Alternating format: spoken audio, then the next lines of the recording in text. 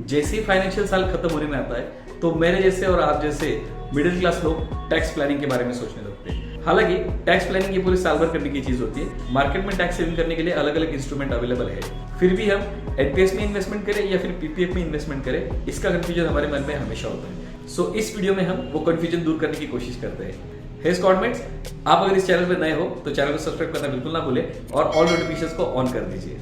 NPS, जिसे national pension scheme कहा जाता है, ये एक्चुअली आपके रिटायरमेंट के पॉइंट ऑफ व्यू से गवर्नमेंट ने डिजाइन की हुई एक स्कीम है जिसके अंदर 18 से लेकर 70 साल तक का कोई भी आदमी पार्टिसिपेट कर सकता है और सालाना सिर्फ 1000 रुपए इन्वेस्ट करके ये स्कीम कंटिन्यू कर सकता है। एनपीएस ये जो स्कीम है ये मार्केट लिंक स्कीम है, मतलब जो भी पैसा इसमें इन्वेस्ट होता है ये सीधा स्टॉक मार्केट में इन्वेस्ट होता है और ये पैसा एक फंड मैनेजर के थ्रू स्टॉक मार्केट में पैसे इन्वेस्ट किया जाता है। इसके अंदर आप एटीसीसी के अंतर्गत 50,000 का एडिशनल टैक्स बेनिफिट ले सकते हो आपके एटीसी के अलावा। पीपीएफ, जिसे जनरली पब्लिक प्रोविडेंट फंड कहा जाता है, ये किसी भी बैंक में आपको मिल जाएगी। इस स्कीम के अंदर आप मिनिमम 500 रुपए से लेकर मैक्सिमम 1.5 लाख तक इन्वेस्ट कर सकते हो सालाना। ये स्कीम टोटली गवर्नमेंट स्कीम होती है और इसके अंदर आपको एक फिक्स रेट ऑफ इंटरेस्ट से इंटरेस्ट मिलता है, लेकिन ये इंटरेस्ट आपको आपके हाथ में नहीं मिलता है, ये आपके अकाउंट में जमा होते रहता है। और इस स्कीम का लॉकिंग पीरियड है 15 साल, मतलब कि 15 साल तक आप इस स्कीम में से पैसे विड्रॉ नहीं कर सकते हो। 15 साल की इन्वेस्टमेंट के बाद भी अगर आपको ये अकाउंट कंटिन्यू करना है तो हर 5 साल के पीरियडिक के बाद आपको ये अकाउंट रिन्यू करके इसको कंटिन्यू करना पड़ता है।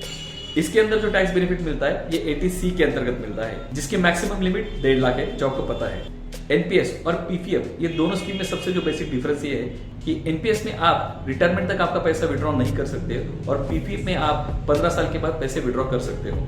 और सेकंड डिफरेंस ये है कि एनपीएस ये जो स्कीम है, जैसे मैंने शुरू में कहा कि ये मार्केट लिंक स्कीम है, मतलब आपका पैसा मार्केट में इन्वेस्ट होता है, स्टॉक मार्केट में, तो इसके लिए आपके रिटर्न्स जो है उसका कोई फिक्स रेट ऑफ इंटरेस्ट तय नहीं है। और पीपीएफ में जैसे मैंने कहा कि ये टोटली गवर्नमेंट स्कीम है, इसके अंदर आपको फिक्स रेट ऑफ इंटरेस्ट से इंटरेस्ट मिलता रहेगा। सो बेसिकली पीपीएफ में थोड़ा रिस्क कम है और एनपीएस में थोड़ा रिस्क ज्यादा होता है। एनपीएस के बारे में और एक चीज कहना चाहूंगा कि एनपीएस में आप रिटायरमेंट तक पैसे विड्रॉ नहीं कर सकते, लेकिन रिटायरमेंट तक जितना आपका कॉर्पस जमा होगा उसमें से आप सिर्फ 60% अमाउंट विड्रॉ कर सकते हो। समझ लीजिए कि आपका 1 करोड़ का कॉर्पस जमा हुआ है तो आप सिर्फ 60 लाख रुपए विड्रॉ कर सकते हो। ये विड्रॉल बिल्कुल टैक्स फ्री होता है, लेकिन आपको जो 40% अमाउंट जमा है उसमें से जो आपको पेंशन मिलेगी वो टैक्सेबल रहेगी। और पीपीएफ का यही फायदा है कि 15 साल के बाद आप जब पैसे विड्रॉ करोगे पूरा भी कॉर्पस, वो पूरा टैक्स फ्री होता है। जिनका गोल रिटायरमेंट प्लानिंग है, जिनको लॉन्ग टर्म होराइजन में वेल्थ क्रिएट करना है, वो जरूर एनपीएस में पैसे इन्वेस्ट कर सकते हैं, क्योंकि इन्वेस्टमेंट मार्केट लिंक होने के कारण उसके अंदर एक्सपोनेंशियल ग्रोथ होने के चांसेस ज्यादा है। लेकिन जिनका गोल 15 साल में अपने बेटी की शादी या फिर कोई हायर एजुकेशन ऐसा करना है, तो उनके लिए पीपीएफ सबसे बेस्ट ऑप्शन है। बात अगर इन्वेस्टमेंट की चली रही है तो आज की वीडियो में जो नॉलेज पार्टनर है द मनी ट्री, इनको हम थैंक्स बोलना चाहेंगे।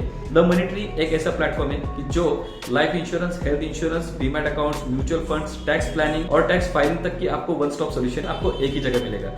इसकी सारी डिटेल्स मैंने डिस्क्रिप्शन में मेंशन कर दी है और आपको जो बेनिफिट लेना है आप इनसे कांटेक्ट करके जरूर लीजिए। बहुत बार बहुत सारे इन्वेस्टर दोनों स्कीम का बेनिफिट लेते हैं, जैसे कि एनपीएस में भी पैसे इन्वेस्ट करके आप लॉन्ग टर्म वेल्थ क्रिएट कर सकते हो और पीपीएफ में पैसे इन्वेस्ट करके आप 1.5 लाख तक का बेनिफिट ले सकते हो, लेकिन 1.5 लाख से ज्यादा नहीं। और जिन इन्वेस्टर का गोल 15 साल से कम है उनके लिए एक ईएलएसएस ऑप्शन सबसे बेस्ट है मेरे ख्याल से। जो गवर्नमेंट सर्वेंट 2005 के बाद सर्विस में आए वैसे ही उनकी इन्वेस्टमेंट एनपीएस में गवर्नमेंट के थ्रू हो रही है। सो उनके लिए मैं एडवाइस करूंगा कि भाई साहब आप जल्दी से जल्दी पीपीएफ का अकाउंट खोलिए और उसके अंदर आप इन्वेस्टमेंट कीजिए। और गवर्नमेंट एम्प्लॉय छोड़ के जो दूसरे लोग हैं उन्होंने एनपीएस में ज्यादा से ज्यादा इन्वेस्टमेंट करके अपना रिटायरमेंट सिक्योर करना चाहिए। अच्छा, एनपीएस स्कीम का और एक बेनिफिट है, एनपीएस स्कीम में आप टीयर 2 नाम का एक अकाउंट होता है जो आप ओपन करके उसके अंदर आप एडिशनल इन्वेस्टमेंट कर सकते हो और आपको जब भी उस इन्वेस्टमेंट की जरूरत है वो आप विड्रॉ कर सकते हो। उसके लिए आपको कोई लिमिट नहीं है, मतलब आपने आज इन्वेस्टमेंट की और आपको 1 साल के बाद लग रही है तो आपको कभी भी विड्रॉ कर सकते हो। वो फैसिलिटी पीपीएफ अकाउंट में नहीं है। आपको पीपीएफ का एक ही अकाउंट होता है जो टीयर 1 या टीयर 2 ऐसा जो एनपीएस में है, वैसे इसमें बिल्कुल भी नहीं है। तो एनपीएस में टीयर 1 जो आपका मेन अकाउंट है उसमें आपकी इन्वेस्टमेंट रिटायरमेंट तक होल्ड रहेगी और टीयर 2 जो आपका अकाउंट है अगर आप एक्टिवेट करते हो उसके अंदर आप एक अलग कॉर्पस जमा कर सकते हो जो आप कभी भी विड्रॉ कर सकते हो। और जैसे मैंने पहले भी कहा कि ये मार्केट लिंक होने से कारण इसके अंदर आप रिटर्न्स अच्छे एक्सपेक्ट कर सकते हो। इन जनरल देखा जाए तो दोनों स्कीम अपने अपनी जगह सही है और अपने अपने उनके बेनिफिट्स भी है। एनपीएस में आप इन्वेस्टमेंट करके ज्यादा से ज्यादा रिटर्न एक्सपेक्ट कर सकते हो क्योंकि वो मार्केट लिंक्ड है, और पीपीएफ में आपका एक फिक्स रेट ऑफ इंटरेस्ट है। इसके थ्रू आपकी इन्वेस्टमेंट स्टेबल रहेगी जिसके अंदर आपको रिस्क फ्री इन्वेस्टमेंट और टैक्स फ्री इन्वेस्टमेंट मिलेगी 15 साल के बाद। सो हर एक इन्वेस्टर ने अपने टैक्स प्लानिंग के अकॉर्डिंग ये दोनों इंस्ट्रूमेंट में पैसे इन्वेस्ट करने चाहिए सोचकर समझकर। सो आपकी इन्वेस्टमेंट जर्नी जल्दी से स्टार्ट कीजिए, प्लान कीजिए आपको कैसे और कहाँ पैसे इन्वेस्ट करने हैं। आज की वीडियो का पर्पज यही था कि आपको एनपीएस और पीपीएफ दोनों स्कीम के बारे में शॉर्ट में समझाना।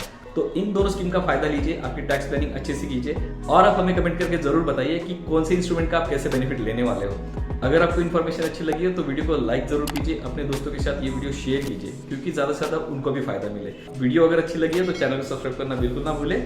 जय हिंद।